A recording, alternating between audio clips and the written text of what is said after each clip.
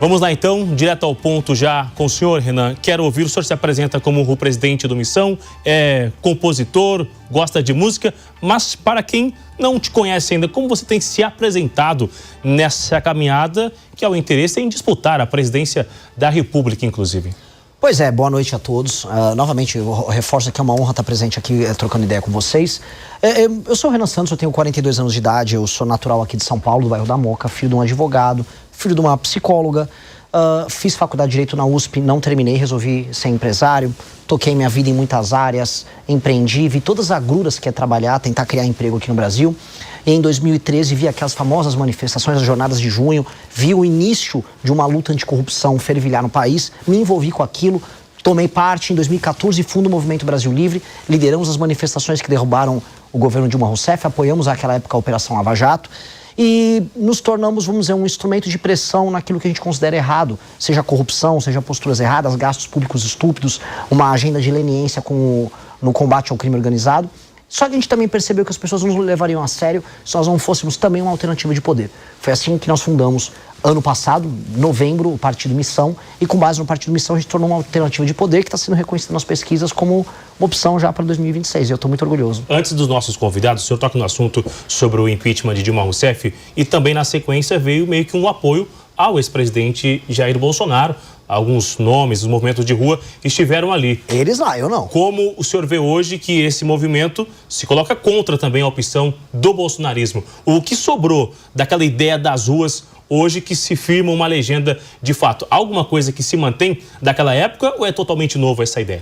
Vamos lá, o Bolsonaro, ele usurpou um movimento de rua que era anticorrupção e que era em certa medida impessoal. Que era um movimento que apoiava à época a Operação Lava Jato, duras medidas contra a corrupção galopante que estava rolando ali no governo Lula 2 e Dilma 1 e 2. E ele assume o protagonismo daquele processo após a queda de Dilma Rousseff, quando as pessoas se deparando com a eleição de 18 falaram: opa, preciso de uma alternativa, em quem eu vou votar? Elas não encontraram algo de novo, para além do Jair Bolsonaro, que já vinha crescendo, também, vamos dizer, trazendo um discurso mais à direita, que é um discurso alternativo dentro da política brasileira. Temos que fazer uma crítica, o discurso à direita nos anos 90 havia desaparecido, os tucanos nunca pegaram para si esse discurso, acho que nem quiseram, e aí, com base nisso, ele se tornou, vamos dizer, uma opção que vence as eleições. Mas ao usurpar esse processo, ele não levou à frente as causas enquanto valores. Então, o Bolsonaro, ele não tocou a agenda anticorrupção, pelo contrário, ele desmontou isso ao longo do governo dele. Uma agenda de autoridade, de enfrentamento a questões fiscais, parou na reforma da Previdência, ele tocou, mesmo a contragosto, porque ele era contrário à reforma da Previdência, depois não fez uma agenda reformista, tá mesmo tendo o Paulo Guedes lá. A agenda de combate ao crime, a gente precisa lembrar, era uma pauta central do Bolsonaro. Ele não andou com nada. Em certa medida, ele até sabotou o pacote anticrime do Sérgio Moro, acabou passando o juiz de garantias lá do Freixo. Então, o Bolsonaro, ele se apropriou dos símbolos, mas ele não foi um líder na hora H. E aí ele transformou tudo aquilo, e essa é a provocação contra os bolsonaristas, num culto à personalidade dele. Aí é legal, o pessoal ia na rua, chorava, cantava Viva Bolsonaro, mas isso virou o quê para as pessoas? Virou só no retorno do Lula e uma crise política que a gente está vivendo hoje. Acácio Miranda. Renan, falando aí da fundação do Partido Missão, a minha geração, a geração do Túlio, a gente viveu os anos 80, 90, contra a cultura era a esquerda. Hoje há uma tendência da molecada, da contracultura estar um pouco na direita. E acho que o Missão e o MBL vivem um pouco desse reflexo. Você concorda com isso? E caso concorde, a que você atribui essa mudança de chave? Porque neste momento o jovem é de direita e não de esquerda, como foi nas décadas de 80 e 90, por exemplo? Talvez eu seja um pouquinho mais novo do que vocês, e eu vivi um pouco isso. Quando eu entrei na faculdade, a contracultura ainda era de esquerda. Ser alternativa era ser a esquerda. Aconteceu algumas coisas, dentre elas, a esquerda se tornou mainstream, né? Para quem está nos ouvindo, a esquerda hoje é a norma. Se você não se comporta como uma pessoa de esquerda, você é um transgressor, você está fazendo algo de errado. E os jovens gostam de transgredir. Os jovens gostam de sentir que eles não estão sendo parte da norma.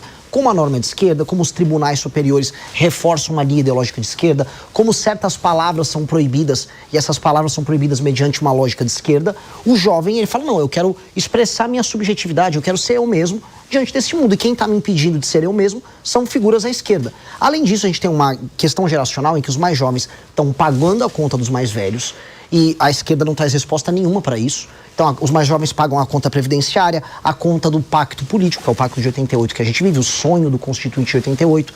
Os mais jovens também veem o seguinte, toda vez que algum tema importante para ser discutido no Brasil, na verdade discutido não, passado no Congresso, por exemplo, aumento de pena para bandido, vem sempre um político, não, precisamos discutir isso aí, não, porque os direitos... Mas o jovem fica cansado e fala, cara, eu tô sendo roubado, eu quero só resolver isso. E ainda tem um novo elemento, que aí é específico dessa geração, que é o seguinte, essa geração resolve as coisas num clique. Hoje você tem softwares, você tem os aplicativos que tentam ser mais amigos do usuário possível. Então tudo tem que ser muito rápido, você resolver tudo num clique, num movimento, numa olhada. Pois bem, eles estão vendo que a atividade política, especialmente na forma como a esquerda conduz, é lenta. Ela impede as coisas de fluir. Então os mais jovens querem respostas rápidas, tal qual a vida deles é rápida na contemporaneidade. Nós, no Partido Missão, trazemos a resposta para isso. A gente trata dos temas políticos sem muita frescura, sem muita enrolação. Saímos da discussão meramente ideológica, vamos para a discussão prática, em termos de proposta. E aí isso começa a ter uma resposta eleitoral positiva. A gente começou a crescer entre os jovens. O senhor faz uma fala direta e aí os números revelam entre 16 e 24 anos. O senhor acha que no eventual cenário de campanha, os seus eventuais adversários numa disputa já são nomes que estão vencidos no mercado da política? Olha, o lulismo ele está completamente derrotado. E olha que o Lula fez uma campanha em 2022 pedindo para os jovens tirarem o título, porque ele estava se apropriando ali de uma rejeição que o Bolsonaro tinha entre os mais jovens. De fato, a família Bolsonaro ficou rejeitada entre os mais jovens e, né, por as razões que eu levantei para vocês, o governo do Bolsonaro foi um governo frustrante. Ele prometeu muito, né? Não, aqui ó, a bandidagem já era, eu vou fazer... Ele não fez nada. Aí esses mais jovens falam, pô, eu quero uma resposta prática. Então, se você perguntar para um lulista ou para um bolsonarista qual a resposta, por exemplo, para a vida de uma pessoa que mora numa favela controlada pelo tráfico, não haverá resposta nenhuma. Do Lula, inclusive, a resposta que veio vai ser uma linha, olha, temos que ver isso aí. O Lula estava agora nos Estados Unidos, inclusive, defendendo, em alguma medida, o Comando Vermelho. Tá? A conversa dele estava um tanto quanto estranha. Do bolsonarismo é apenas a inoperância. Não consigo fazer, culpa do STF. E aí o jovem fala, tá, eu continuo morando na favela, o crime continua mandando aqui, alguém me deu uma resposta. A gente está trazendo essas respostas, essas discussões, e a gente começa a responder essa ansiedade de uma mudança. E na verdade a gente precisa ser ansioso com a mudança, o Brasil está ficando para trás muito rápido. Doutor Nasa, por favor. Boa noite, Bruno, boa noite, Renan, boa noite aos meus colegas de bancada, bancada qualificada hoje aqui. Olha, Renan, vamos falar um pouco agora dos novos players nessa eleição. Alguns analistas, inclusive, o chamam de outsider, aquele que quer romper com o sistema, aquele que traz ideias que são diferentes. Ao mesmo tempo, você se apresenta como um eleitor de direita. Nós temos hoje, no xadrez eleitoral, vários players da direita. Nós temos Flávio Bolsonaro, Caiado, Zema, e todos eles, mais ou menos, bebem na mesma fonte do bolsonarismo. As pautas são muito parecidas. Me parece que você, ao contrário, bate muito em Flávio Bolsonaro e até mesmo na chamada direita bolsonarista. Só que o eleitor não sabe ao certo o que é essa direita que é diferente da direita bolsonarista. O que seria a direita missionária, pegando um gancho do nome do seu partido, a missão? O que te aproxima, na teoria e na prática, da direita bolsonarista e o que te afasta? Olha, uma coisa que é legal, esse eleitor que hoje ainda é bolsonarista, ele já esteve conosco antes. Quando a gente marcou as manifestações que derrubaram a Dilma, quando a gente apoiou a Lava Jato, quando a gente apoiou reformas como a PEC do teto e a reforma trabalhista, este eleitor que hoje, vamos colocar, é bolsonarista, lutava ao nosso lado. Ele esteve conosco. E a diferença do período que ele esteve com o Bolsonaro para o período que ele esteve conosco é que conosco ele ganhava. A gente venceu tudo. A gente derrubou o governo da Dilma, a gente apoiou a Lava Jato, o Lula foi preso, autoridades corruptas foram presas, reformas importantes passaram. A partir do momento que ele passou a cultuar o Bolsonaro, esse eleitor passou a perder. Então eu começo já fazendo essa provocação. Se ele fizer um exercício de memória, ele vai lembrar que conosco a gente vencia. Os nossos valores são os mesmos daquela época. Termos valorativos, as crenças que a gente tem no Brasil diferente, combate à corrupção, uma institucionalidade mais séria, divisão dos poderes, colocar em certas caixinhas poderes que estão saindo deles, como é o caso do judiciário. Mas hoje nós estamos muito mais maduros e hoje nós estamos apresentando propostas que estão cativando as pessoas e trazendo discussões que ninguém está fazendo no Brasil. A discussão sobre desfavelização, ela não existia até a gente colocar na pré-campanha. A discussão sobre data center no Nordeste, sobre investimentos em infraestrutura, sobre o uso inteligente da energia para a gente gerar desenvolvimento econômico. A pauta do Nordeste é a solução e não um problema, como eu coloquei e foi imitado pelo Flávio Bolsonaro, são pautas que a gente está trazendo. E essas são coisas que esse eleitor de direita pode, vamos dizer, abraçar, porque no fundo ele acredita nisso. O eleitor de direita ele não acredita lá no PL da misoginia que o Flávio passou. Se perguntar para o tiozão do Zap que votou no Flávio Bolsonaro, ele fala, pô, isso é um absurdo.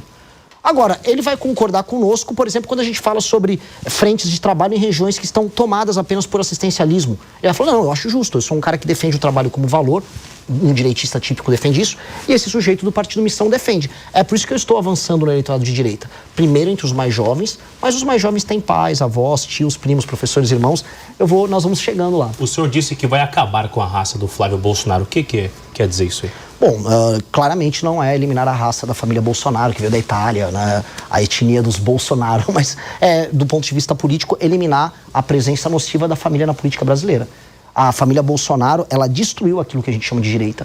Eu volto a colocar a provocação. Até 2018 nós vencíamos tudo. Vencíamos a esquerda nos tribunais, nas ruas, nos projetos, nas ideias. Desde que os Bolsonaro entraram, eles pegaram essas lutas e submeteram elas ao interesse personalíssimo da família. Por exemplo, a Operação Lava Jato foi destruída para salvar o Flávio Bolsonaro, que cometia crime de peculato, rachadinha no gabinete dele. Então, toda vez que a gente se vinculou a essa família, infelizmente eu preciso colocar essa família maldita, a gente perdeu. A ponto do Lula, que estava preso. A gente precisa lembrar, o Lula estava preso e ter voltado ao poder. E aí, agora a gente fica nessa situação com o nosso país destruído, e aí vem o filho, desculpa falar isso aqui, envolvido no escândalo de corrupção da rachadinha, que é o Flávio Bolsonaro, que até agora, pelo menos no horário que a gente está gravando o programa, não assinou a prorrogação da CPI do crime organizado, que está rolando no Senado. E aí esse cara tem que falar que nós temos que nos submeter a ele? Esse cara tem que sair da frente, o Brasil precisa andar. Assim como o Lula precisa simplesmente, vai tocar a vida dele, vai dar milho pra pombo, sabe? O Flávio Bolsonaro tem que fazer a mesma coisa, para de atrapalhar o nosso caminho. Se você gostou do vídeo, não se esqueça de deixar seu like e se inscrever no canal para nos ajudar a crescer.